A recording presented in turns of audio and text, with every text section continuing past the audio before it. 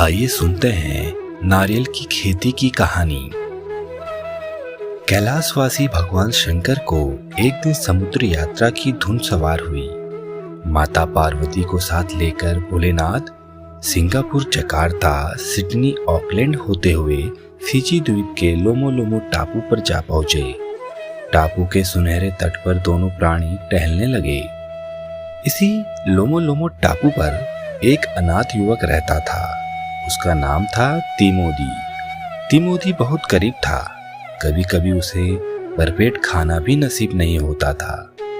तब वह समुद्र से मछली पकड़ लाता और पहाड़ से कंदमूल फल खोद लाता और यही उसके पेट भरने के साधन हो जाते।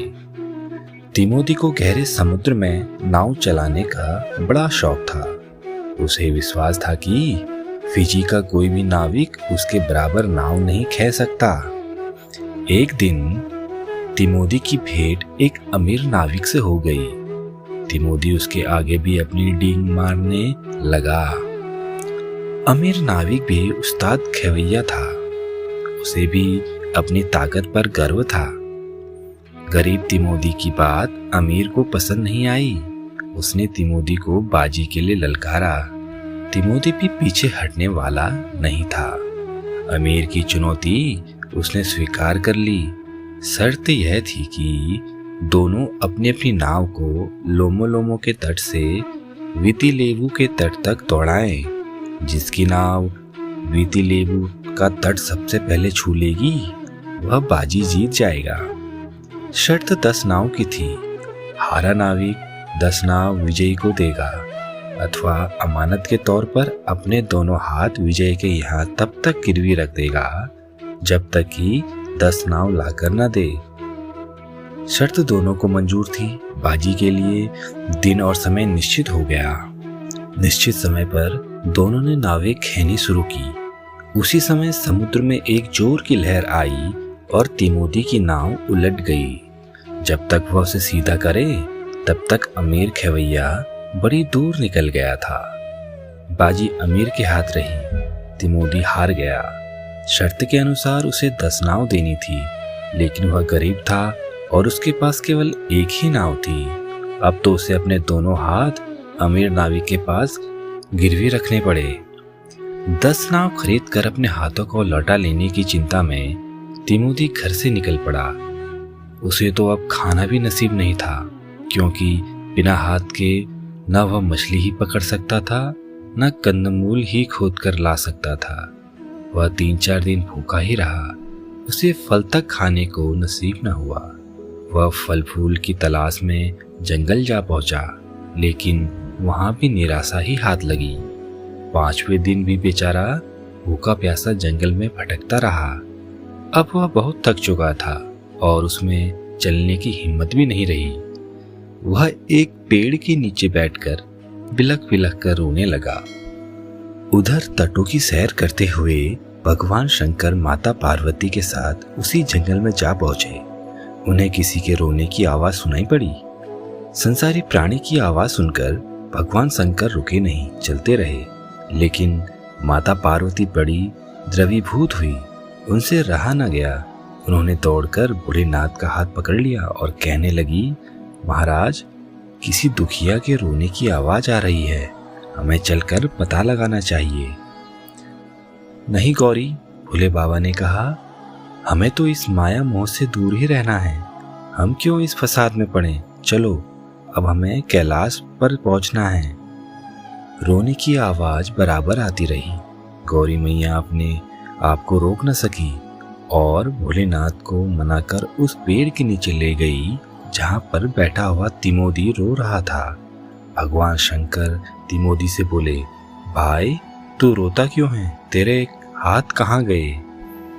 तिमोदी ने उन्हें अपनी राम कहानी सुनाई। प्रभु, अमीर नाविक से मैं 10 नाव हार गया, लेकिन मेरे पास नाव थी नहीं कि मैं उसे दे देता। अतः उसने मेरे हाथ तब तक के लिए गिरवी रख लिए जब तक कि मैं 10 नाव उसे कहीं से लाकर नहीं दे देता। मैं बहुत गरीब और अनाथ हूँ। मेरे आगे पीछे कोई नहीं है जो मुझे भोजन दे सके। आज 5 दिन हो गए हैं मैं भूखा प्यासा इस जंगल में भटक रहा हूँ। मुझ में चलने की शक्ति भी नहीं रही। चारों तरफ से निराश होकर मैं यहाँ बैठकर रोने लगा हूँ। भगवान शंकर को तिमोदी पर दया आ गई। उन्होंने तेज हवा चलाकर वहाँ फलों का ढेर लगा दिया। फिर भगवान ने धरती पर जोर से अपना पांव लटका और वहाँ पानी की एक धारा फूट निकली। लहलहाते हुए जल और पके हुए खुशबूदार फलों को देखकर तिमोदी बड़ा प्रसन्न हुआ और भगवान की जय जयकार करने लगा। भगवान शंकर चले गए। माता पार्वती भी साथ ही लौट गई। तिमोदी अब उसी पेड़ के नीचे भगवान शंकर की भक्ति करने लगा। वह समाधि में लीन हो गया। कुछ दिन बाद भगवान शंकर फिर माता पार्वती के साथ उसी जंगल में आ पहुंचे। उन्हें अपने भक्त को देखने की इच्छा भी थी। जब वह पेड़ के नीचे पहुंचे तो देखते हैं कि तिमोदी उनके ध्यान में लीन है। भगवान ने उसे दर्शन दिए और उसे ऐसे पेड़ों की खेती करने की सलाह दी जिसके फलों से पीने का पानी भी मिले और खाने को गरी भी। तिमोदी ने पूछा, भगवान ऐसा कौन सा पेड़ है जिसके फल में अमृत सा जल भी हो और खाने के लिए स्वादिष्ट गरी भी? ऐसा फल देने वाला पेड़ नारियल का होता है, भगवान शंकर ने कहा। लेकिन प्रभु, वह हमें मिलेगा कहाँ से? और फिर मेरे पास बैल भी तो नहीं है, हाथ भी नहीं है, फिर खेती किससे और कैसे करूंगा? तिमोदी ने सिर झुका भगवान शंकर से पूछा। चिंता नहीं करो, बस सब कुछ ठीक हो जाएगा। यह खेती बिन बैल के होगी। इतना कह पार्वती के साथ भगवान शंकर अंतर्ध्यान हो गए। कैलाश पर्वत पर पहुंचकर उन्होंने अपने बेटे गणेश को बुलाया और कहा, बेटे, तुम इसी वक्त केरल दक्षिण भारत में जो है वहां पहुंच जाओ और वहां से एक नारियल लेकर फिजी द्वीप पहुंचो। वहां के लोमो लोमो टापू में तिमोदी नाम का एक मेरा भक्त है। उसे नारियल देकर और उसको नारियल बोने का तरीका बताकर चले आओ। जैसी आपकी आज्ञा पिताजी, कहकर गणेश जी ने उन्हें प्रणाम किया और केरल जा पहुंचे। वहां से एक नारियल लेकर केकड़े पर सवार हो गणेश जी सातों समुद्र पार फिजी द्वीप जा पहुंचे। तिमोदी उधर धुनी रमाए बैठा था, अतः गणेश जी को उसे ढूंढने में तकलीफ नहीं हुई। गणेश जी ने तिमोदी को नारियल दिया और उसे बोने की तरकीब भी बता दी। तत्पश्चात गणेश जी अपने धाम को लौट आए। तिमोदी ने उस एक नारियल से अनेक नारियल पैदा किए। धीरे धीरे नारियल प्रशांत महासागर के सभी द्वीपों में फैल गया। तिमोदी ने उन्हें बेचकर बहुत सा धन इकट्ठा कर लिया। उस धन से उसने अनेक नावें खरीदी और उनमें से 10 नाव उस अमीर खेवैये को देकर अपने हाथ वापस ले लिए और अपनी शादी कर सुख से रहने लगा।